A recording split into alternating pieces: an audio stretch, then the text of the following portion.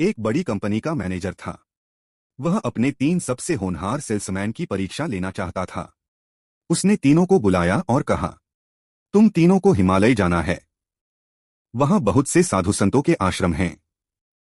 मैं चाहता हूं कि तुम वहां लकड़ी की कंघी बेचकर आओ। तीनों हैरान रह गए। साधु संत तो सिर मुंडवाते हैं, वे कंघी क्यों खरीदेंगे? लेकिन आदेश था तो निकल पड़े। पहला सेल्समैन वह गया, देखा सब साधु तो गंजे हैं।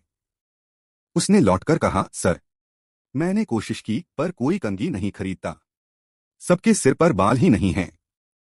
मैनेजर मुस्कुराया और बोला, ठीक है। दूसरा गया और थोड़ा समझदारी दिखाई। उसने देखा कि वहां साधुओं के अलावा कई तीर्थयात्री और पर्यटक भी आते हैं। वह उनसे बोला, यहाँ ऊपर तेज हवा चलती है, बाल बिखर जाते हैं। श्रद्धा से भगवान के दर्शन करने से पहले अगर बाल सुलझे हों तो अच्छा लगेगा। यह कंघी रख लीजिए। उसने कुछ कंघियां बेच लीं। लौटकर बोला, सर, 10 दर्जन कंघियां बिक गईं। मैनेजर ने कहा, अच्छा किया। अब तीसरा गया।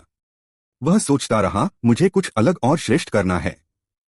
उसने वहां पहुंचकर पहले गौतम बुद्ध के साथ उपदेश सुंदर अक्षरों में लकड़ी की कंघी पर उकेर दिए।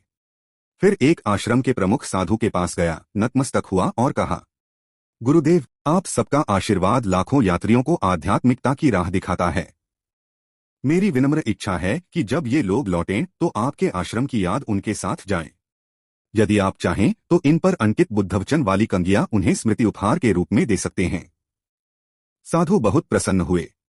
उन्होंने 100 कंघियां लीं और यात्रियों को भेंट में देने लगे।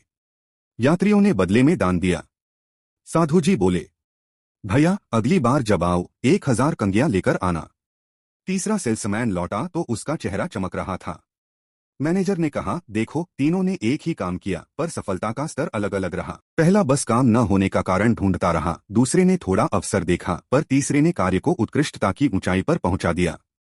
अगर कुछ करना है तो उसे पूरी निष्ठा और उत्कृष्टता के साथ करो।